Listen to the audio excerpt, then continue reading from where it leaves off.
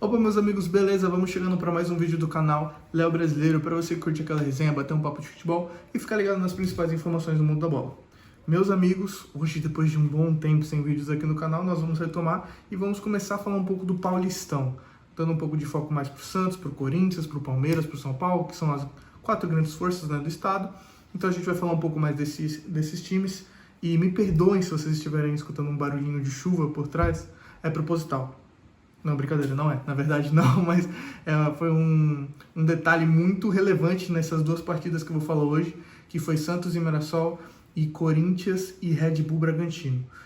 Vamos começar falando um pouquinho sobre o Corinthians, que teve um jogo duro, né, logo para começar o Paulistão, né, enfrentando o Red Bull Bragantino, que é um time que terminou mal o Campeonato Brasileiro, é verdade, mas ainda assim é um dos times que estão na briga, né, por esse Paulistão, né, de 2025.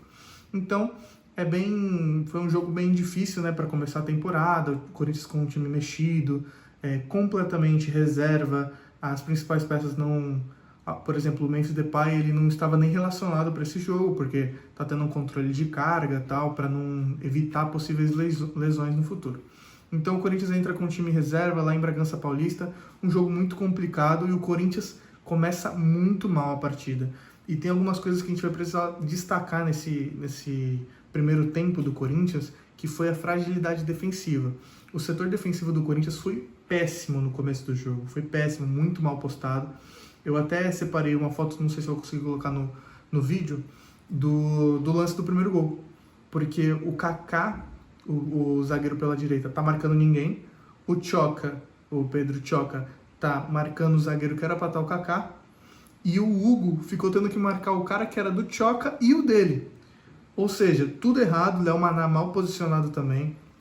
Então, tipo assim, o sistema defensivo do Corinthians com esse time reserva, né, com Léo Maná, Kaká, Pedro Tchoka e Hugo, muito frágil, muito desencaixado, sem entrosamento. Eles estavam nitidamente mal postados em campo, então foi muito duro assistir esses primeiros minutos do Corinthians, não estava se encontrando em campo. Sem Rodrigo Garro e sem Igor Coronado, fica muito difícil também a criação de jogadas. E no meio de campo tinham três volantes, né, que era José Martinez, Charles e Alex Santana, que não são jogadores de muito trato com a bola. E nós que estamos acostumados a ter pelo menos Carrilho e Guidon no meio de campo, deu para sentir a diferença de qualidade técnica com a bola, de construção de jogada. Foi algo que faltou também bastante nesse primeiro tempo.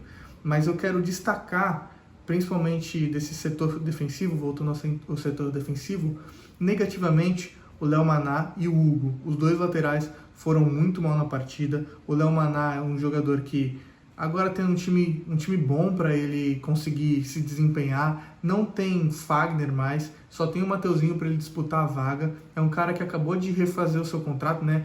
Fez uma extensão de contrato até 2029 e agora é só ele jogar bola. Tá tudo certo, contrato renovado, tudo bonito, tudo certinho, alinhado, e agora é só ele jogar bola. E ele conseguiu fazer uma partida muito abaixo, tanto que no final do jogo o Mateuzinho entra e já é notável a diferença de qualidade. E o Mateuzinho, que era um cara muito questionado temporada passada, já se tornou unanimidade, principalmente se a briga é contra o Léo Maná.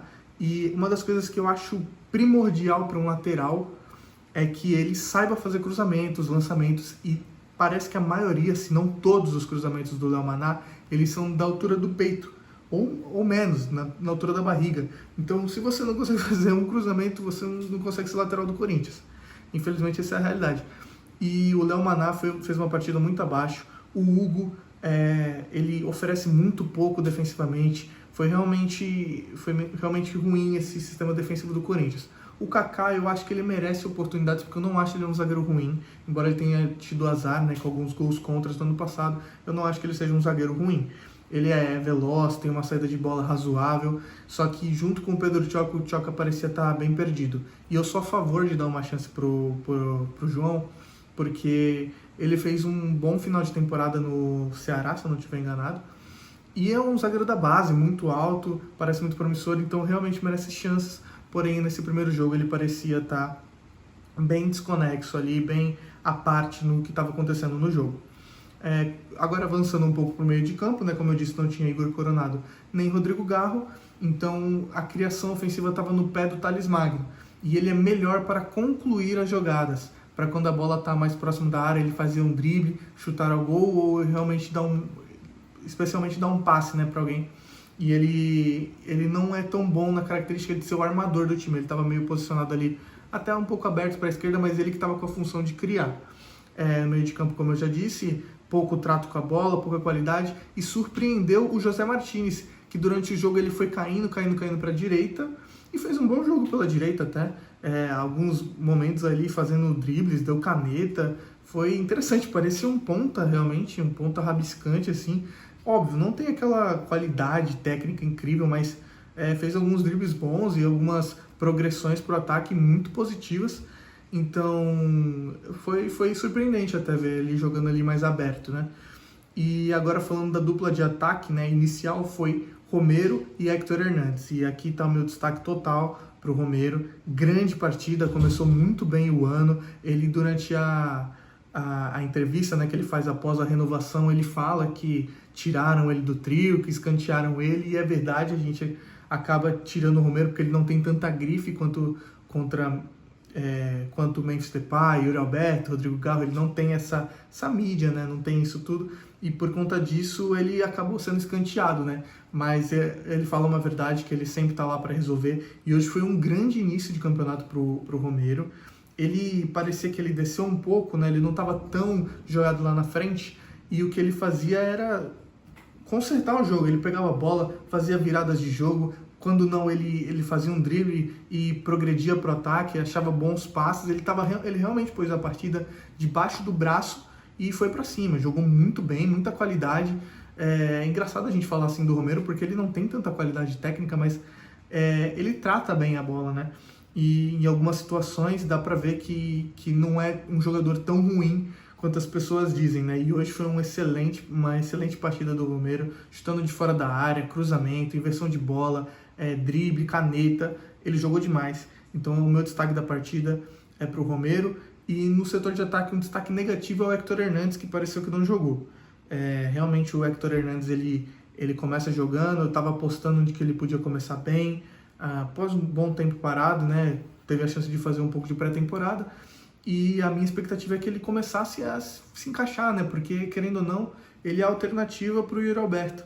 E o Yuri Alberto não vai poder jogar todos os jogos, fora ele, tanto o Yuri Alberto quanto o Héctor Hernandes, só tem o Pedro Raul, que é um cara que hoje fez um gol, mas talvez não seja esse cara. Eu não acredito que seja um cara que a gente vai poder contar durante essa temporada, ok? Mas, enfim, no segundo tempo, a primeira substituição, se eu não estiver enganado, foi do Pedro Raul, e ele entra bem, pelo menos com intensidade, ele entra com mais intensidade. Normalmente ele parece uma carreta, né? Parece que ele tá puxando uma carreta o jogo todo, que parece que tá de calça jeans, mas ele entrou bem, com mais intensidade, e no devido momento do jogo, né, ele consegue fazer o gol. O Corinthians começa perdendo, né, com uma bola como eu disse, o setor defensivo muito mal postado, a bola sobra para o Lucas Evangelista de cabeça, ele faz um belo gol e deixa uma má impressão o Donelli nessa bola, porque era uma bola muito difícil de defender, e se ele pegasse realmente seria um milagre. Porém, se joga na bola, né? Quando você fica olhando, passa essa má impressão. Porém, mais tarde ele se redimiu e fez grandes defesas, jogou muito bem o Donelli, embora não tivesse conseguido fazer nada no primeiro lance de gol. Depois ele realmente provou que está à altura de substituir o Hugo em algumas situações. Claro que o Hugo é o nosso goleiro titular, é a nossa preferência e é um grande goleiro, porém o Donelli ele não deixa a peteca cair. Então, grande participação do Hugo, né? Perdão, do Matheus Donelli. O Corinthians começa perdendo, aí começa bem mal, né, o primeiro tempo, depois vai igualando, vai melhorando e fica superior. Até ter um pênalti, que o Romero é muito inteligente ao receber a falta dentro da grande área, porém ele estava um pouquinho adiantado e o pênalti foi anulado. Pós-pênalti, o Corinthians evolui, cresce muito no jogo, faz uma boa partida e começa a equilibrar bem as coisas. Assim, na verdade, ele fica superior por um período, né? Logo depois, o jogo começa a ficar mais equilibrado, tá? E o jogo termina o primeiro tempo em um primeiro tempo, vamos dizer, de superioridade do Bragantino, porque ele teve mais chances claras, porém termina mais equilibrado o primeiro tempo. Logo após o início do segundo tempo, o Matheus Donelli faz uma grande defesa, novamente com uma cabeçada, e o setor defensivo muito mal apostado de novo. E eu digo com 100% de certeza que se essa finalização, essa cabeçada tivesse entrado, o Matheus Donelli faz um milagre, ele consegue parar a bola com um reflexo absurdo. Se aquela bola tivesse entrado, o Bragantino tinha vencido. O Corinthians não conseguiria correr atrás, no meu ponto de vista. Mas o Matheus Donelli faz a defesa e é recompensado porque 1 ou 2 minutos depois o Corinthians marca com o gol do Thales Magno. Foi um cruzamento na área, acho que do Hugo, e o Pedro Raul tá ali fazendo a pressão no zagueiro, o zagueiro cabeceia para dentro da área e o Thales só tem o trabalho de chapar pro gol, ele tira do goleiro, tira o goleiro da foto, por sinal. Então chega bem, e o Thales Magno é um fenômeno, né, contra o Bragantino. Se eu não me engano, ele já tem 3 gols contra o Bragantino, então realmente faz muitos gols contra essa equipe. Os 2 primeiros gols dele pelo Corinthians foi contra o Bragantino, então desde que ele chegou ele tem somado bons números contra essa equipe.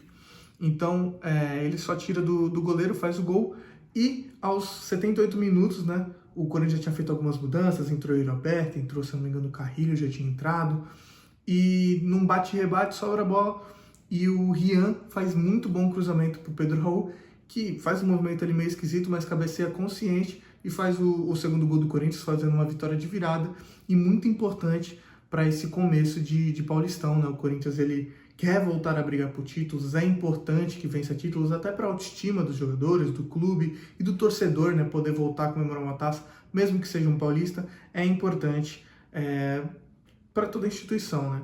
Então é um começo muito bom, contra uma equipe difícil, com muita chuva e fora de casa. Então o Corinthians está de parabéns, mesmo com o time reserva, mesmo com uma atuação não tão grandiosa, uma atuação impecável, o Corinthians consegue vencer. E agora é aguardar o próximo confronto, que vai ser contra o Velo Clube no domingo, às 5 da tarde, na Neoquímica Arena. O detalhe é que o Velo Clube perdeu para o Noroeste por 2-0 no primeiro duelo do Paulistão. Então acredita-se que o Corinthians vai passar o carro, né, estando dentro de casa. Alguns titulares já devem retornar, eu imagino. Então deve ter uma boa volta, né, para casa, e se possível vencer, eu acredito que vai vencer por 2 ou 3-0, vai ser um placar mais elástico, um pouco mais de tranquilidade do que foi esse jogo contra o Bragantino. Meus amigos, é isso, eu vou ficando por aqui. Logo eu tô voltando para falar dos outros times, né? Eu ia falar do Santos nesse vídeo, mas vai acabar ficando muito extenso, então vamos deixar para um próximo, que deve sair ainda hoje, ok? E a gente ainda vai falar muito de São Paulo, de Palmeiras, então fiquem ligados no canal, deixa um like, se inscreve, tamo junto e valeu!